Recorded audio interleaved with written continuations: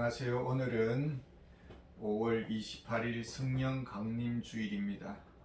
그래서 시편 70편 5절 말씀 강구하는 법에 대해서 은혜를 나누고자 합니다. 예수님이 부활하셨습니다. 40일 후에 하늘로 승천하셨습니다. 오순절날 성령님을 보내주셨습니다. 성령님은 우리 그리스도인의 마음속에 내주해 계십니다. 이제는 하나님의 능력으로 살게 하셨습니다. 성령님의 은사로 봉사하게 하셨습니다. 하나님의 힘으로 사는 것입니다. 그래서 우리는 신적 힘을 입어야 합니다. 하늘의 자원을 사용해야 합니다.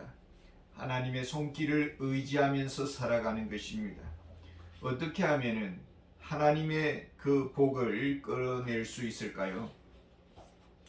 우리나라가 최근에 로켓을 쏘아 올렸습니다.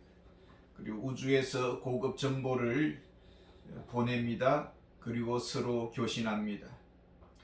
러시아가 우크라이나에 통신 장애를 일으켜서 전쟁 방어 능력을 무기력하게 했습니다. 이때 또 다른 강력한 통신망으로 우크라이나를 지원했고 전쟁이 가능하도록 그렇게 만들었습니다. 좋은 기술이 있어야 국방이 가능하다는 것을 알 수가 있습니다. 자전거를 타고 저 뒷산 북악산을 오르고 있는 분들이 많습니다. 근데 어떤 분은 BMW를 타고 드라이브를 즐깁니다. 엔진 성능이라는 게 비교를 할 수가 없는 것입니다. 우리 그리스도인은 어떤 엔진을 달고 이렇게 엔진으로 달리고 있습니까?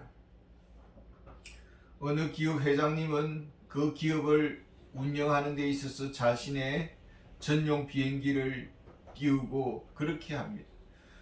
우리는 하나님의 자녀들입니다. 하나님의 복을 누리며 살고 있습니다. 앞으로도 우리는 하늘의 무한한 복을 누리면서 살 것입니다. 그런데 현실은 너무나도 가난하고 어렵습니다. 이 다윗의 기도문을 통해서 우리의 기도문이 열리기를 원합니다. 기도는 성령님의 강력한 엔진, 성령님의 능력, 성령님의 자원을 끌어쓰는 통로입니다. 그런데 기도에도 비법이 있습니다. 어떻게 우리가 기도해야 할까요? 기도는 돌을 닦는 시간이 아닙니다. 돌을 깨닫는 시간이 아닙니다. 기도는 자기 수양의 시간이 아닙니다. 내 심신을 단련하는 시간이 아닙니다. 긴장을 푸는 릴렉스 시간이 아닙니다. 복의 근원 되신 하나님 그분께 간구하는 시간입니다.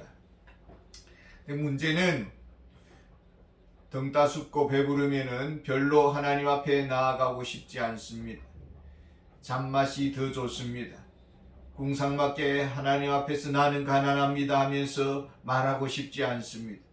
손을 내밀면서 구걸하고 싶지도 않습니다.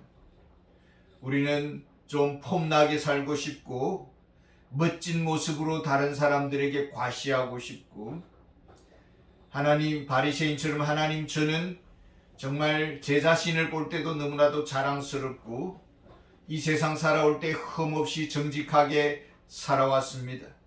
그리고 제 마음은 따뜻해서 많은 사람들에게 선을 베풀고 너그럽게 대했습니다. 욥과 같이.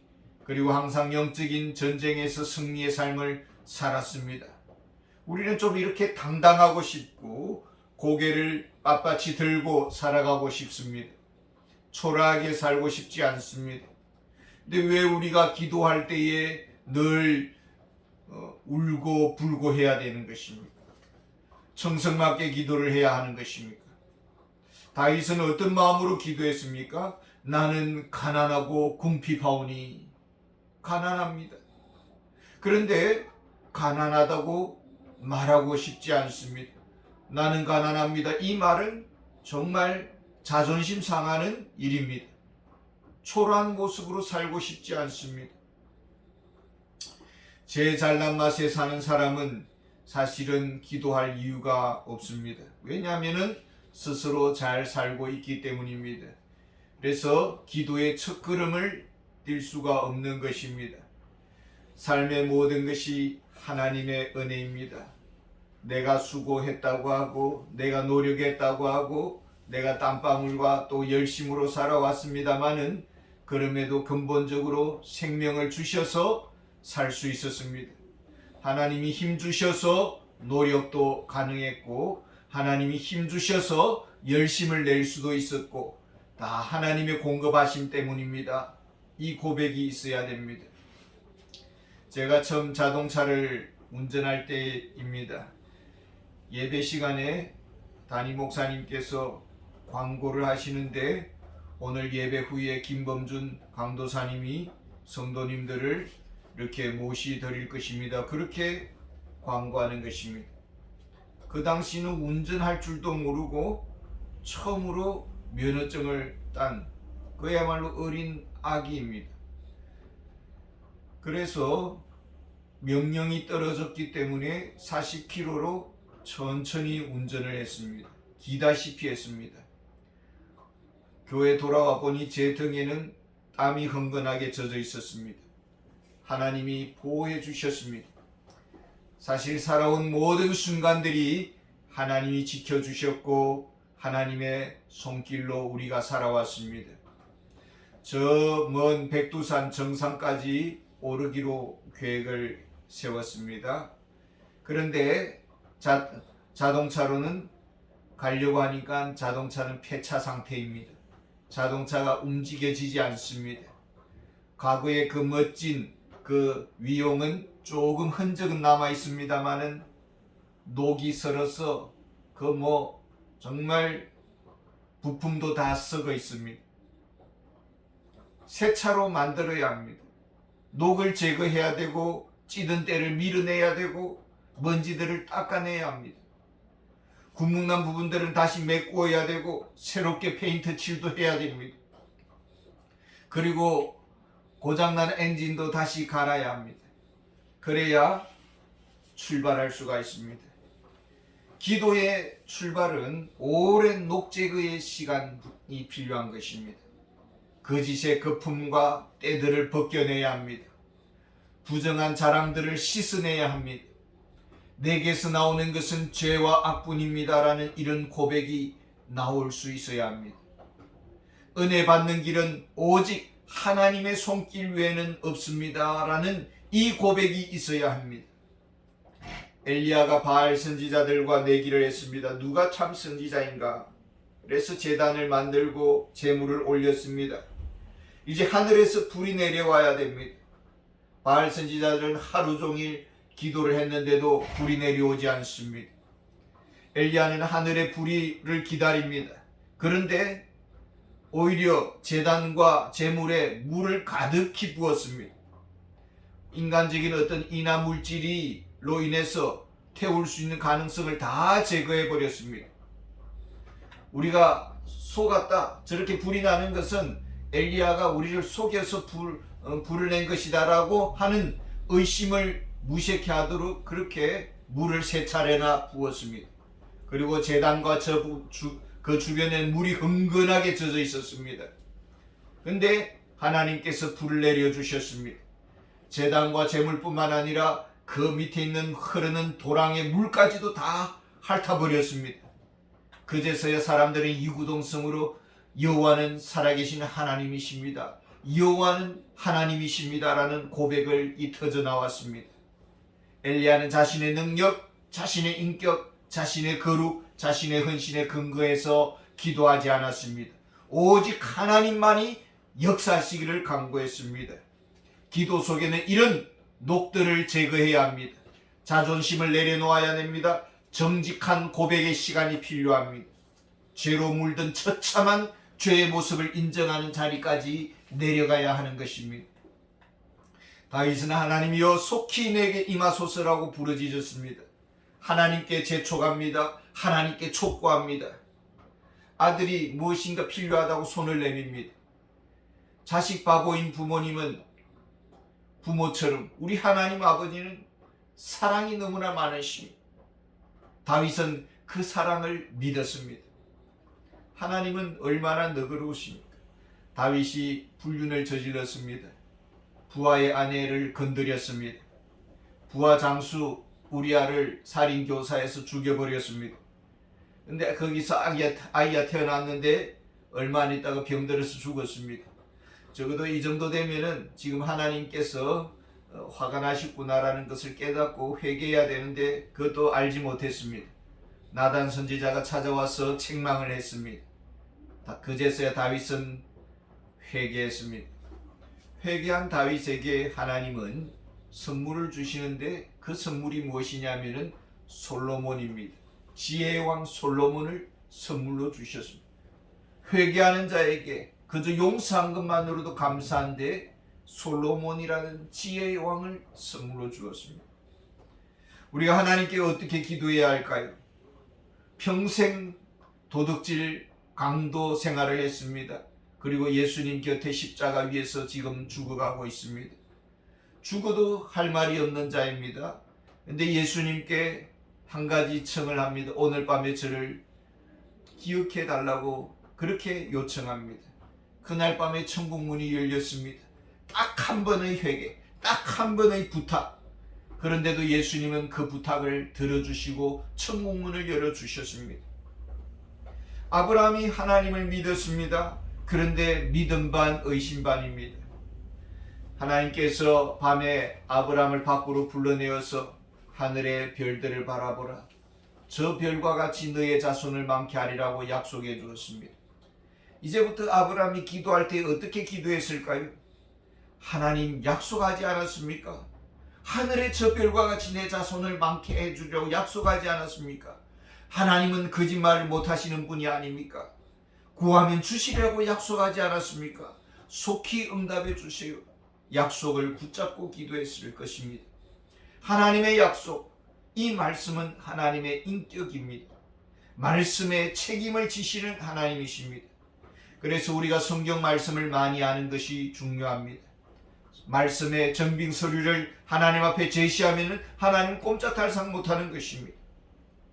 하나님은 이스라엘 백성들을 인도해 주셨습니다. 동행해 주었습니다. 홍해의 기적을 일으키셨습니다. 메추라기를 보내시고 만나를 보내주셨습니다. 구름 기둥 불 기둥으로 인도해 주었습니다. 과거에 이스라엘 백성들과 함께 역사하신 하나님, 지금도 하나님은 살아계십니다.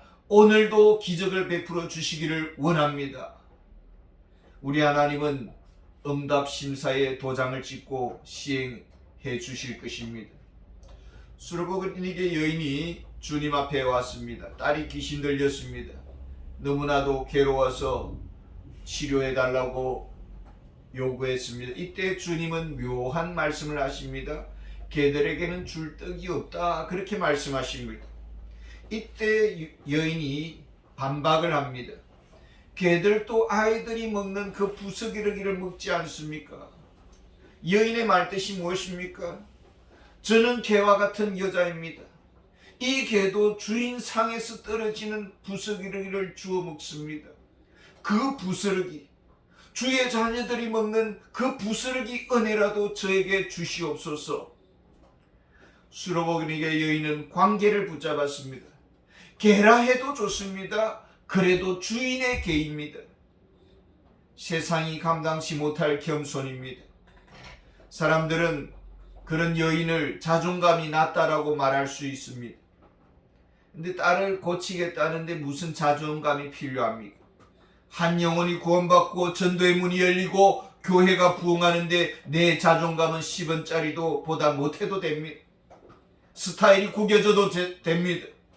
수로보니게 여인은 정죄에 아랑곳하지 않았습니다. 우리는 체면 세우는 것을 좋아합니다. 체면 지키기 위해서 목숨을 겁니다. 수로보니게 여인은 체면을 포기했습니다. 욱하는 성질을 내려놓았습니다. 생명을 살릴 수만 있다면 체면 따위는 필요 없습니다. 은혜의 부스러기를 구했습니다. 이것이 성공의 비밀입니다. 우리는 그처럼 간절히 구합니까? 끈질기게 구합니까? 깊은 밤이었습니다. 모두가 잠든 밤입니다. 노크 소리가 납니다. 누구세요? 나 누구일세? 왜? 손님은 배가 너무나 고팠습니다. 그 친구의 집주인 친구에게 떡 3덩어리를 달라고 손을 내밀었습니다.